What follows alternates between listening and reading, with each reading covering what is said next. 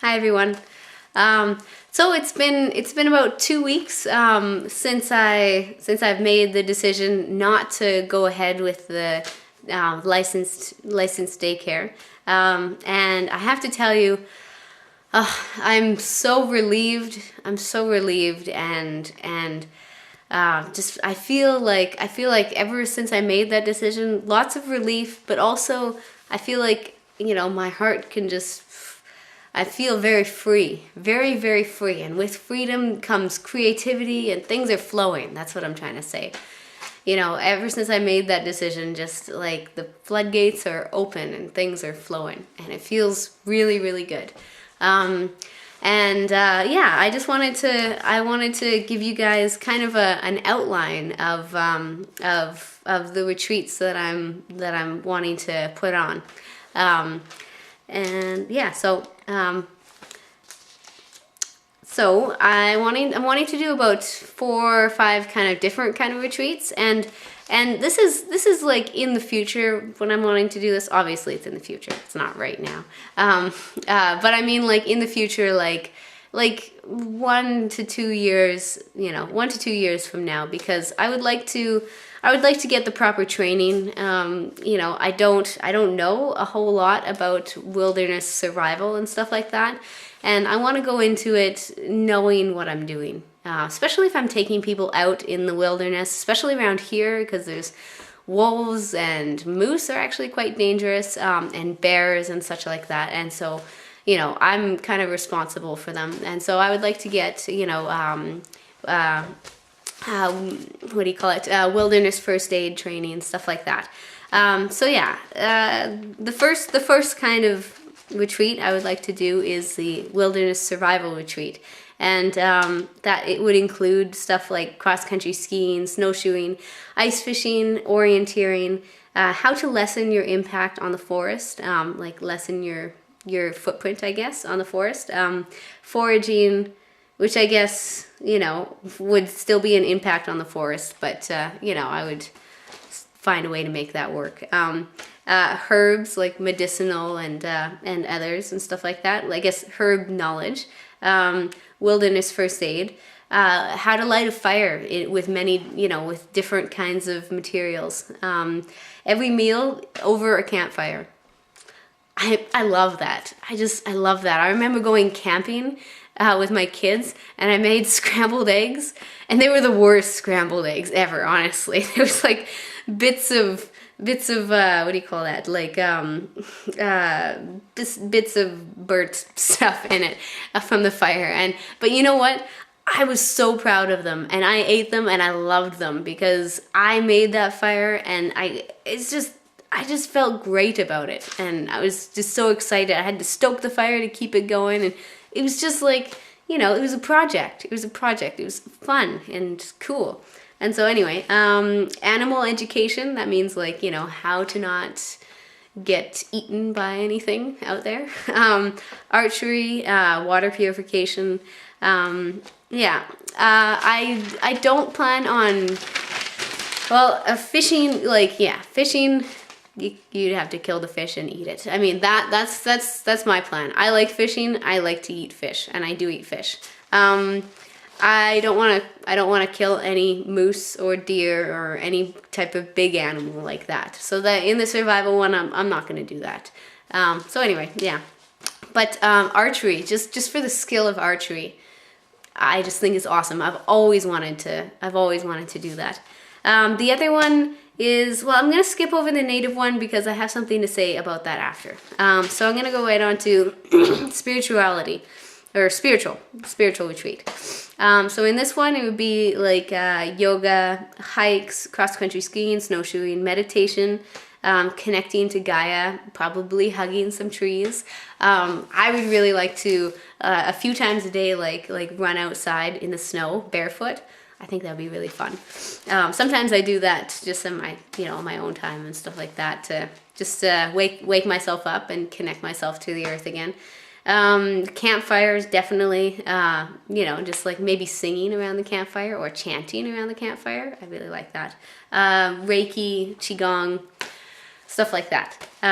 Yeah, and I actually know, like, I don't know, I'm part of a really nice spiritual community in this, it's a small town. It's like 5,000 people or so, but there's a really good, strong spiritual community.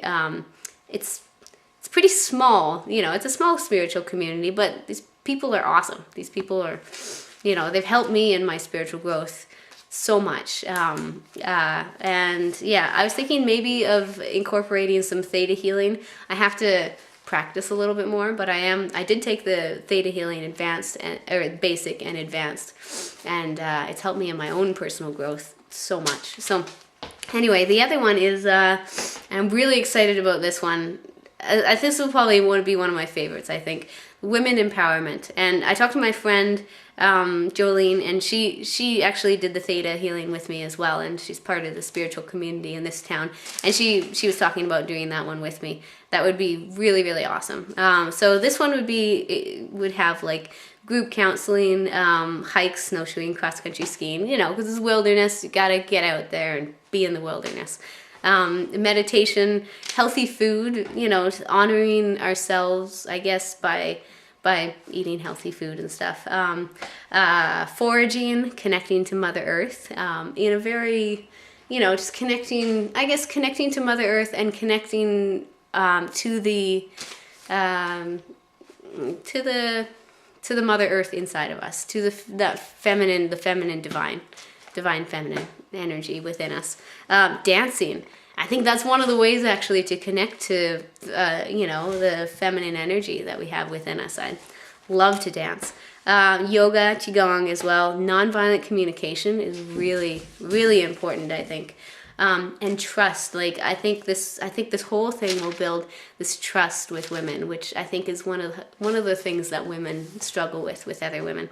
Life coaching, which I would love to get trained for that. I think, honestly, just when I'm talking with my friends and stuff like that, I do think I'm a very wise person, and I have a lot of experience, and my interpersonal relationships are very good, and I know what works. And I know what doesn't, because I lived through what doesn't work, and so I've tried a lot of trial and error and stuff, and I know what works, and so I think I'd be a really, really good life coach. But I do run up against a block with charging. Like, I would like to be not exclusively, but I would like to do life coaching online and stuff like that. I would like to offer that, outside of the retreats. But I guess I come up against a block because when I'm talking to my friends and stuff, like, it's flowing. Like, I can feel it flowing. I can feel the wisdom or whatever flowing from me. But if someone is paying for it, if someone is paying for it, I would feel obligated and pressured, and I don't work very well under pressure, and I guess I'm scared. I'll say I'm scared of that blocking the flow. And, that's my own stuff that I have to work on. The only one standing in the way of that, of me, getting over that, is me, obviously. So I got to do some work on that. And so moving on, creative / emotional expression. So I'm thinking maybe like painting, or I would like to have the supplies out there for, many different kinds of expression. So we could kind of take a vote, or, so we could do something like that. And a sauna, I would like to build a little sauna out there with a little stove and stuff like that. And, we could all be in the sauna together. I think that would be really cool.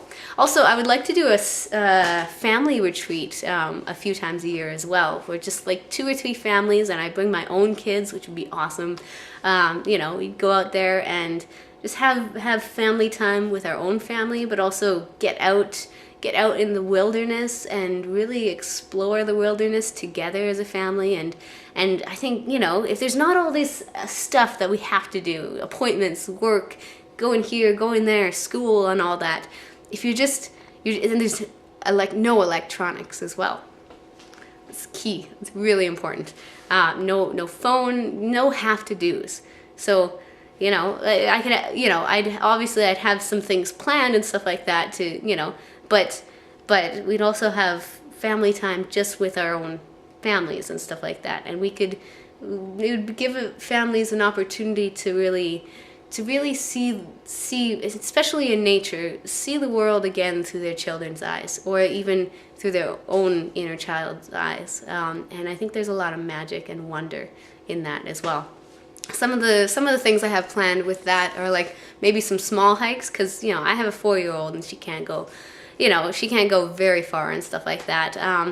But, you know, like, just like I'm picturing it in the winter, because, you know, I think people want to get a really Canadian experience, and I love the winter. I love winter here. I love the cold. I just think it's so fresh and just beautiful. I went outside and the sun was shining and it was snowy, and it's just gorgeous. And I was also thinking, you know, making candy syrup, maple syrup, making maple syrup, and then like you make candies out of it. That's a cool idea. And so anyway, I want to talk about the native retreat one. I know this video is getting a little bit long, but I'm really excited about it, so hang in there. So anyway, the native retreat one, I was really, really excited about it. But I talked to a lady who I went to school with, actually, or yeah, I went to school with her, and her brother and my brother were good friends and stuff like that. And so, so she's really, you know, I could get a really good feel of how the Native community would respond to something like that, and what I kind of understood from her and stuff like that is that the Native community here, like, there's been lots of white people, you know, going into the community and asking to be taught, you know, this knowledge that they have, this wisdom and knowledge about, you know, herbs, and actually the carrier people, that's what the clan is called, or the clan or the band is called, is carrier. The carrier people know a lot about their herbs and stuff. That's kind of what they excel at, is herbs and moccasins, I believe. Moccasin making. Those two things I heard that they're really good at. And so anyway, she said that lots of people have come into the community in the past, you know, and wanted information, like, you know, that wisdom and stuff like that about what their elders, you know, know about, you know, the history and just the way of life, and, you know, that information that's been passed down through generations.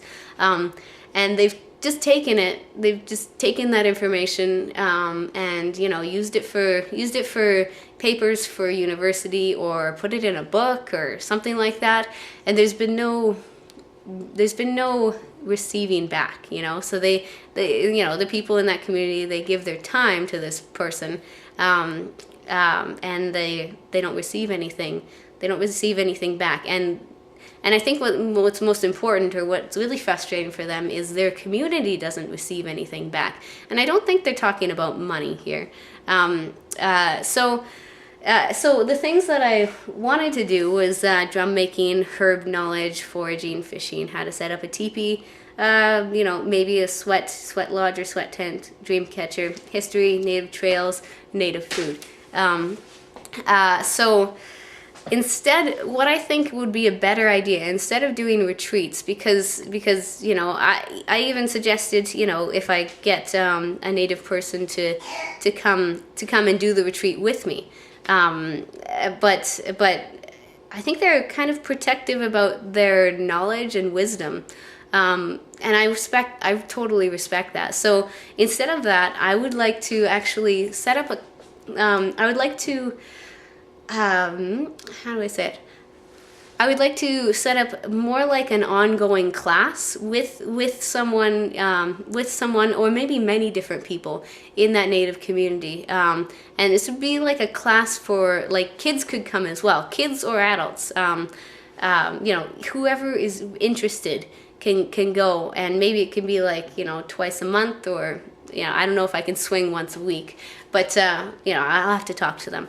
But it would be a class where maybe it can be held in, you know, in their community on the reserve and stuff like that, where that knowledge is taught to people in the community. You know, to people. Well, Vanderhoof is just, you know, it's like a 5-minute drive away from Vanderhoof. So people in Vanderhoof or in the community, the reserve there, could go to the class and learn about, you know, learn about the different things, the different knowledge that they have, and things that they have to teach and stuff like that. And I think that they would value that a lot more, because it would be honoring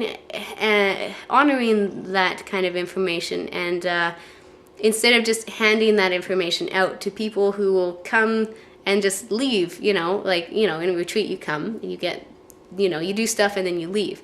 So I think what they would appreciate more is people who will be in that community and have that respect of that knowledge, and, you know, maybe do something in the future with that knowledge to better the community. Or, you know, I would like to build like a bridge, you know, like, you know, a metaphorical bridge between these two communities. Yeah, so that's my dream with that. I'm gonna make another video because this is really long and I have a whole lot more to say. So I'm gonna, I'm gonna make another video, and the next one will be mostly about it will be about some other things that I'm working on right now that I want to talk about. So hopefully I'll see you in my next video.